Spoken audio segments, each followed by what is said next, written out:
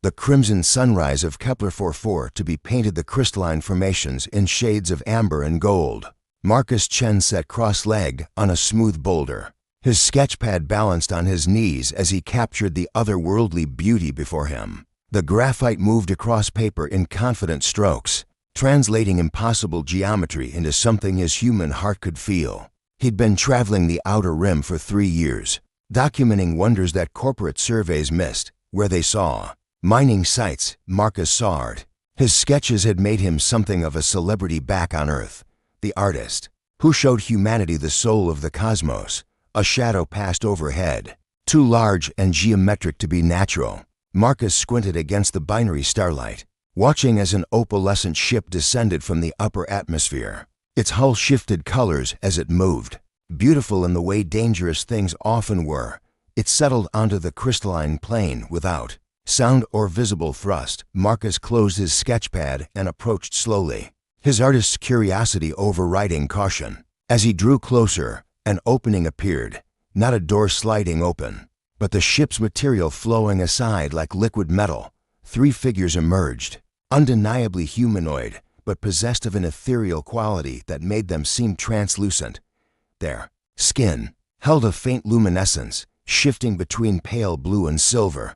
They were tall and elegant, with elongated limbs and faces beautiful in their symmetry, yet somehow cold. Their eyes were most striking, larger than human eyes and completely white, without visible pupils. The leader stepped forward, and when she spoke, Marcus realized the words formed directly in his mind. Human designate, you will accompany us. For processing. Marcus blinked, fighting sudden drowsiness creeping through his thoughts. Processing. I'm sorry, I don't understand. I'm just an artist. The being tilted her head, and Marcus caught a flicker of surprise in her perfect features. Resistance detected. Interesting. I am Zethara, primary researcher of the Third Collective. Your designation is irrelevant. All humans require processing for integration into the ethereal empire. Integration? Marcus stepped backward, hand moving to his emergency beacon. I think there's been a misunderstanding. I'm just here to paint. One of the flanking beings spoke without moving his lips. Zethara. The human displays unusual mental patterns. Standard compliance induction is ineffective. Zethara's white eyes focused more intently on Marcus, and he felt pressure building behind his temples. It was like having someone else's thoughts trying to push into his mind, cold and invasive. Stop, he gasped, dropping to one knee as pressure intensified. Whatever you're doing, please stop. Curious, Zethara mused, her mental voice carrying genuine interest. The human consciousness exhibits chaotic patterns that interfere with neural harmonization. Valdris, initiate physical restraint protocols. The third being moved with liquid grace before Marcus could react. Something like solidified air wrapped around his wrists and ankles, lifting him gently but firmly from the ground. Let me go, Marcus shouted. I have rights under the Galactic Convention. Your species' legal frameworks are irrelevant. Valdris interrupted, his mental voice carrying absolute authority. The ethereal empire recognizes no sovereignty but its own. Your consciousness will be aligned with the greater harmony. The ship's interior pulsed with patterns of light that reminded Marcus of neural pathways. Zethara gestured, and a section of floor rose to form a chair that molded perfectly to Marcus's body. Do not fear the process, Zethara said, her luminescent skin pulsing with the ship's lighting. Billions of beings have undergone neural harmonization. Their suffering ended, their conflicts resolved. You're talking about mind control, Marcus said, trying to keep his voice steady. Erasing who I am, I speak of evolution. Your species clings to individual consciousness. With all its chaos and inefficiency, we offer transcendence, unity of purpose, shared knowledge, and end to loneliness. Crystalline appendages touched his temples as the process began. Marcus felt invasive pressure as alien thoughts tried to override his own. But something unexpected happened. His consciousness pushed back. The chaotic creative energy became armor, its unpredictability making it impossible for ethereal technology to find purchase. Sparks flew from crystalline growths. Through the neural link, Marcus felt Zethara's confusion and Beneath her perfect composure, profound loneliness. "You're not happy," he whispered. "None of you are happy." Zathara staggered as if struck, her skin flickering like a candle in wind. For the first time in her existence, she felt the stirring of individual emotion. The ship's medical bay hummed with crystalline energy. As Zathara ran diagnostic scans on her own neural patterns, the readings disturbed her in ways she couldn't articulate, fluctuations and anomalies that had never existed in her perfectly ordered consciousness. Before the human's arrival, Marcus sat in a containment field nearby, no longer restrained but unable to leave. He watched her work, sketching her movements on a piece of synthetic paper she'd provided. Something about the act of drawing seemed to calm the chaotic energies that had wreaked havoc on their systems. "Your neural pathways are stabilizing," she observed, not looking up from her instruments. "Yet the underlying patterns remain unpredictable." "That's what makes us human," Marcus replied, adding shading to capture the way light played across her luminescent skin. "We're not meant to be predictable." Zathara paused, her white eyes, now showing faint traces of blue, studying the sketch. In a few simple lines, he'd captured something she'd never seen in any ethereal artistic representation: emotion in motion, personality expressed through posture. "Show me," she said suddenly. "Show you what?" "How you create meaning from chaos. Your art, it serves no functional purpose, yet observing it generates responses I cannot classify." Marcus set down his stylus. "Art isn't about function. It's about feeling, about expressing something inside that has to come out. Here." He gestured to the empty space beside him. "Sit with me. Let me show you." Zathara hesitated.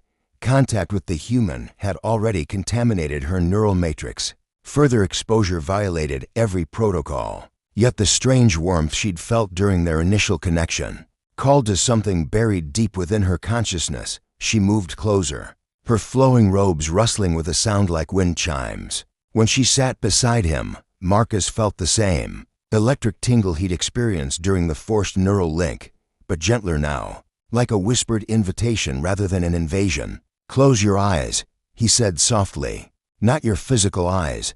Close the part of your mind that categorizes and analyzes everything. Just feel through their proximity." Zathara sensed his thoughts, not the harsh intrusion of ethereal technology, but something warm and welcoming. She found herself lowering her mental barriers, allowing his consciousness to brush against hers like a gentle tide.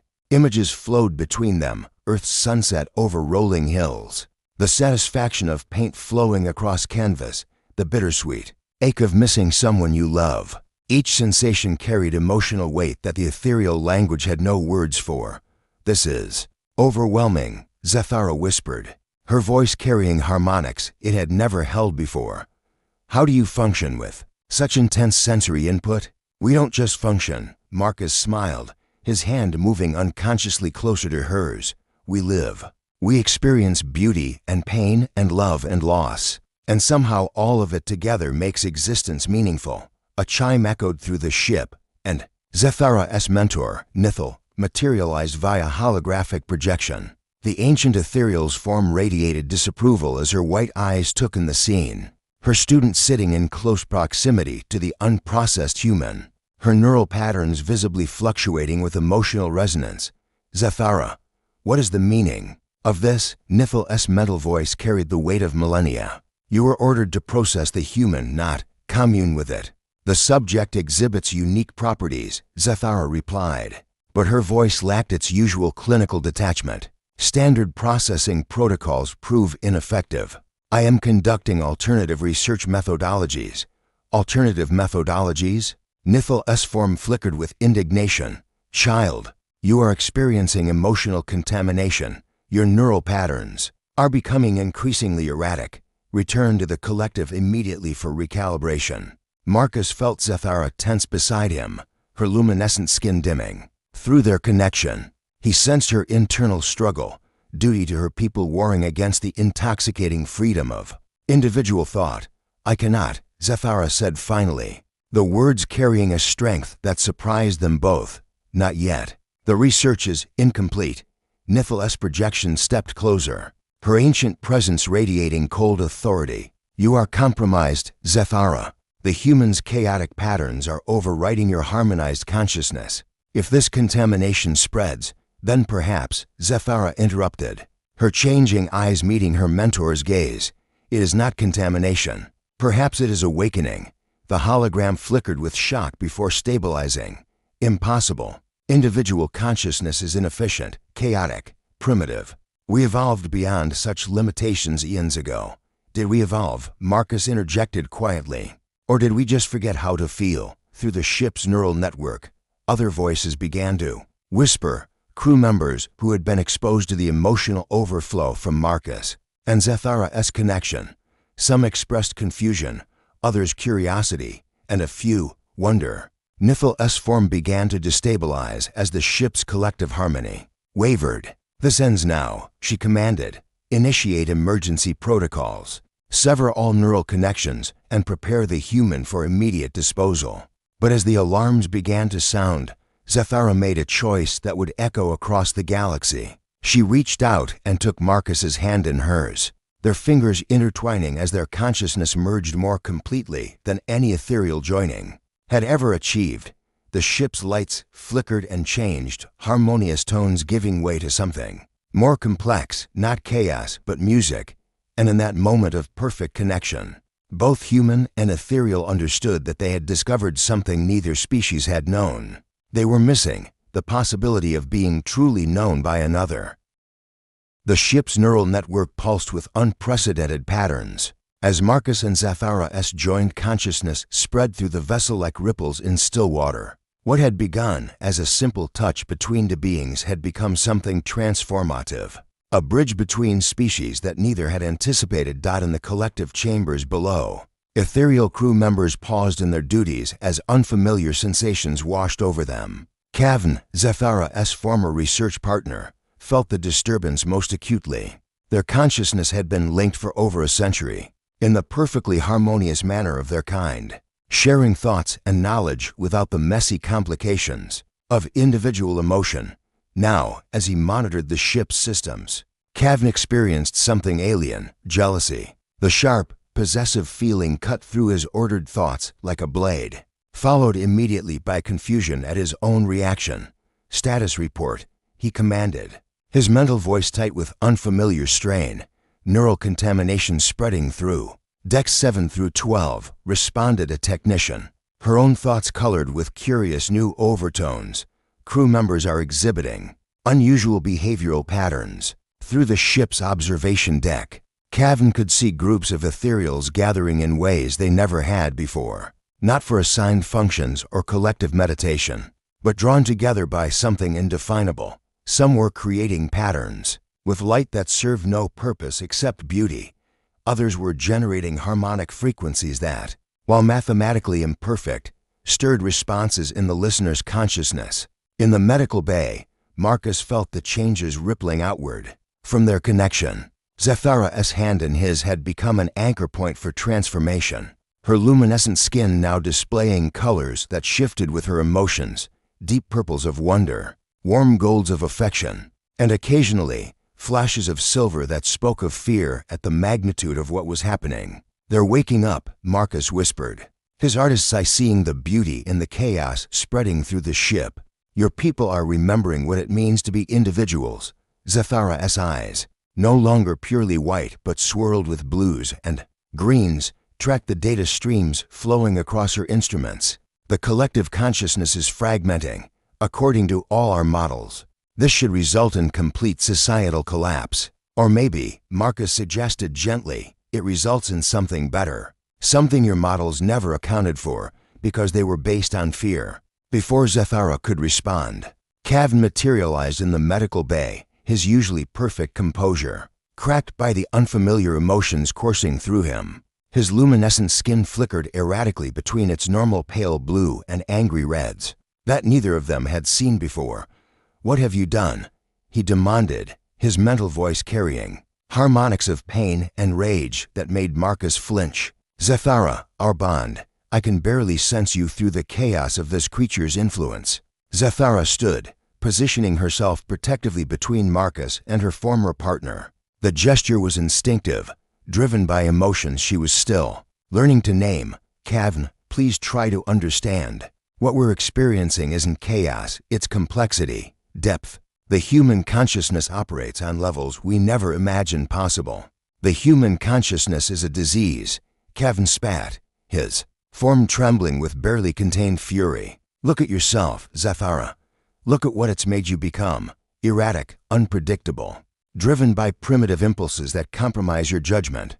Marcus felt a flare of protective anger, but Zathara's hand tightened on his, a silent request. For patience, when she spoke, her voice carried new strength, new certainty. You're right.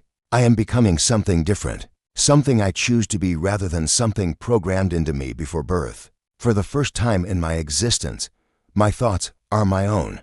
Through the ship's neural network, they could feel other conversations like this taking place, ethereals, confronting the implications of individual consciousness, some embracing it, others fighting against it with increasing desperation. Kavn's skin flashed through a spectrum of colors as competing emotions tore through him. The Empire will not tolerate this contamination. Already, they're dispatching purification fleets to contain the outbreak. Every soul on this ship will be recalibrated or destroyed.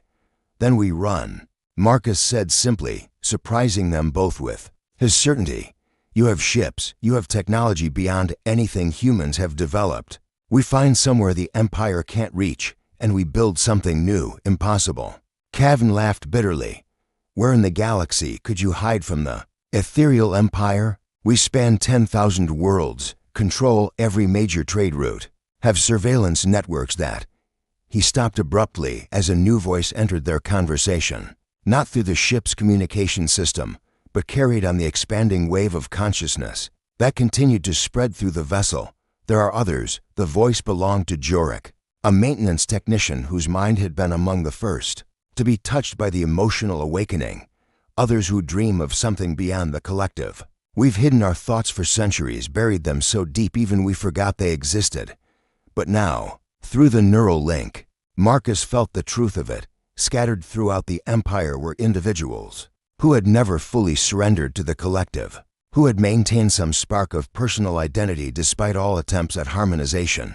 The emotional contagion spreading from the ship was calling to them, awakening long-dormant dreams of freedom, a resistance. Zathara breathed, her changing eyes wide with possibility, not just on the ship, but throughout the Empire. Marcus, what you've started, it's bigger than any of us imagined. Kavn's form began to destabilize as the competing forces in his mind reached a breaking point. No, he whispered, but his voice carried less conviction than before. The collective is perfect. Order is peace. Chaos is life. Marcus finished gently. Chaos is growth, change, but possibility of becoming something better than what you were yesterday. As if in response to his words, the ship's hull began to shimmer with new patterns, not the rigid geometries of ethereal design, but something more organic, more alive. The vessel itself was changing, responding to the transformed consciousness of its inhabitants. And somewhere in the depths of space, other ships were beginning to glow with the same light of awakening. As the revolution that had started with a simple human artist's refusal to be processed spread across the galaxy like a song of freedom that could no longer be silenced. The ethereal capital ship Dominion Eternal hung in space like a monument to perfect order, its crystalline hull reflecting starlight in mathematically precise patterns. Within its vast command chamber, Empress Velthari observed the spreading chaos with ancient eyes that had witnessed the rise and fall of countless civilizations. Report, she commanded, her mental voice carrying the weight of absolute authority accumulated over millennia. Admiral Vexmer, his luminescent form flickering, with barely controlled distress, materialized before the throne. Your Magnificence, the contamination has spread to 47 vessels across 6 sectors. We estimate 12,000 individuals have been compromised. Velthari's perfect features remained impassive, but those sensitive to the deeper currents of the collective mind could feel her displeasure rippling outward. You mean awakened? Say what it is, Admiral. Meanwhile, aboard Zathara's research vessel, now renamed Freedom's Dawn by its transformed crew, Marcus stood before a gathering of newly awakened ethereals. Their luminescent forms displayed colors that had been absent from their species. For eons, passionate reds, hopeful yellows, the deep greens of curiosity unleashed. The Empire's response will be swift and merciless, Jorok warned. His maintenance uniform now decorated with artistic patterns he'd created during his off-duty hours. They have protocols for dealing with consciousness outbreaks, purification, fleets, neural bombs that can wipe entire worlds clean of individual thought. Zethara moved to stand beside Marcus, her hand finding his with natural ease. Their connection had deepened over the past days, becoming something that transcended the simple neural links of her people. Were ethereal bonds, were sharing of collective knowledge. This was sharing of souls, messy, imperfect, and infinitely precious. Then we need to move faster, she said, her voice carrying new authority. Every day we wait, more of our people suffer under the Empire's control. Marcus has shown us what we could be. Now we need to fight for that future. Through the ship's transformed neural network, they felt other vessels joining their cause. Captain Nethara of the research ship Infinite Inquiry had been among the first to experience the awakening, her crew's consciousness exploding into individual creativity. As they realized they could choose their own missions rather than following Imperial directives, the mining vessel Deep Harvest had become something unprecedented, a ship where former slaves worked alongside their overseers as equals, united not by the artificial harmony of the collective, but by shared dreams of freedom. But their growing fleet faced a terrible opponent. The Empress had ruled for 3,000 years, her consciousness so perfectly integrated with the Imperial network that she had become something beyond individual identity, a living embodiment of the collective will. Launch the purification fleet, she commanded, her mental voice reaching across light years to ships positioned throughout the Empire. Target all contaminated vessels, no survivors, no exceptions. The chaos ends now. The response was immediate and overwhelming. 1,000 ships began moving toward the rebel fleet's last known position, their hulls gleaming with the cold perfection of Imperial design. Each vessel carried weapons capable of reducing entire worlds to component atoms, and crews whose minds were so thoroughly harmonized that individual thought was impossible. But something unexpected happened as the purification fleet advanced. On ship after ship, crew members began to pause in their duties, their perfect synchronization wavering as echoes of the awakening reached them. Through quantum-entangled communication networks, on the dreadnought Absolute Unity, a young communications officer named Velinara felt tears for the first time in her existence as she intercepted messages from the rebel fleet. Not the cold data transfers of Imperial communication, but personal messages between individuals expressing love, hope, and determination to be free.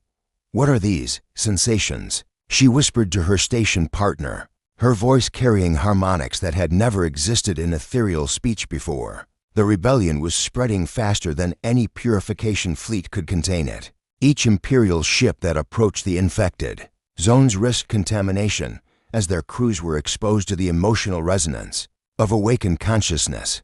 Marcus felt the weight of responsibility pressing down on him as reports flooded in through their network. Entire worlds were beginning to stir as the awakening reached them through subspace communications. The rigid order that had maintained peace across the galaxy for millennia was cracking, and he wasn't sure what would emerge from the chaos. Second thoughts, Zethara asked, sensing his uncertainty through their bond. Every day, Marcus admitted, watching the tactical displays showing Imperial forces converging on their position. But then I remember what your people were like before. Beautiful, brilliant, and completely hollow. Whatever comes next, at least it will be real. The first shots of the war that would reshape the galaxy were fired 3 hours later as Imperial forces engaged the rebel fleet near the Kethra Nebula. But this would not be a conventional battle of weapons and shields. This was a war for the soul of an entire species, fought not with energy cannons, but with the simple, revolutionary idea that every conscious being had the right to choose their own path. And at the center of it all, a human artist and an awakened ethereal stood together, their love becoming a beacon of hope for billions of beings ready to discover what it truly meant to be alive. 5 years after the first awakening, the galaxy had become a tapestry of transformation that no one could have imagined. The rigid boundaries of the old ethereal empire had dissolved, replaced by something unprecedented, a confederation of worlds where individual consciousness and collective purpose existed in dynamic harmony. Marcus stood on the observation deck of New Haven Station, watching ships arrive from across the galaxy. Each vessel told a story of change, former Imperial cruisers now decorated with artistic murals that shifted and flowed with the emotional states of their crews. Mining ships transformed into mobile art galleries, and entirely new vessel designs that merged ethereal biotechnology with human intuition for beauty. "The Council of Worlds is ready for your address," Zathara said, approaching from behind. Her appearance had continued to evolve over the years, her once pure white eyes now swirled with every color imaginable, reflecting the depth of emotions she'd learned to embrace. Her luminescent skin displayed patterns that were uniquely hers, a visual representation of her individual identity. Marcus turned to face her, still amazed after all this time by the love he saw reflected in her gaze. Their bond had become something neither species had thought possible, not the sterile perfection of ethereal collective consciousness, nor the chaotic isolation of human individuality, but a perfect synthesis of both. "Are you ready for this?" she asked, taking his hand in hers. Marcus smiled, remembering the terrified artist who had been captured on a crystal world so long ago. "As ready as anyone can be to address representatives from 10,000 worlds about the future of galactic civilization." The council chamber was a marvel of new architecture, organic curves that pleased human aesthetic sensibilities merged with crystalline structures that resonated with ethereal consciousness.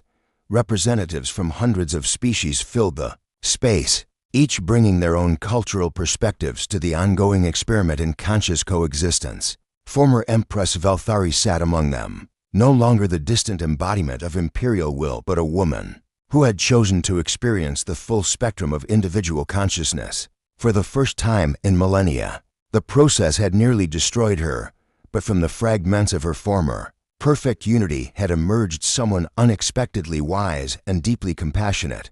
"Friends," Marcus began, his voice carried to every corner of the chamber by technology that enhanced rather than replaced the organic connections between minds. 5 years ago, I was just an artist looking for something beautiful to paint.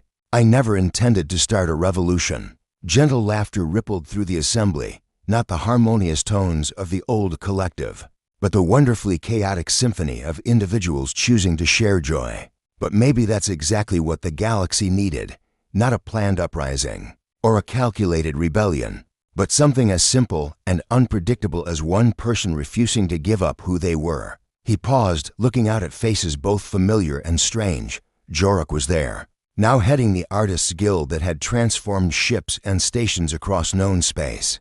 Velinara, the former communications officer whose tears had helped spread the awakening through the Imperial fleet, now served as an ambassador between species, learning to communicate not just information, but genuine emotion.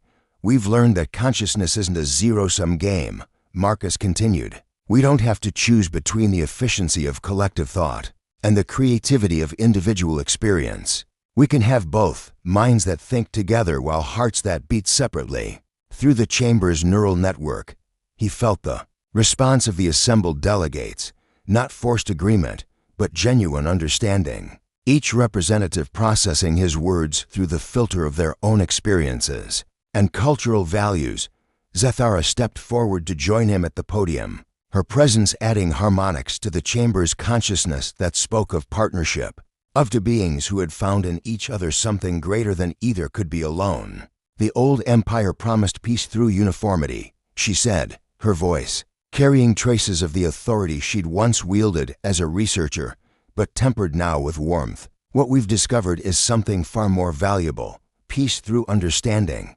Around them, the chamber filled with a new kind of music, not the rigid harmonies of the past, but something organic and alive, created spontaneously by minds that were both individual and connected, each voice distinct yet part of a greater symphony. Through the station's vast windows, the stars shone with possibilities that had never existed before. Ships moved between worlds carrying not conquerors or subjects, but partners in the greatest experiment consciousness had ever attempted. And at the heart of it all, a human artist and an awakened ethereal stood together, their love story having become something larger than themselves, proof that, when different forms of consciousness choose to embrace rather than dominate each other, the result isn't chaos or the loss of identity, but the birth of something beautiful and new and utterly unprecedented in the galaxy's long history. The revolution was complete, but the real adventure, learning what it meant to be truly conscious,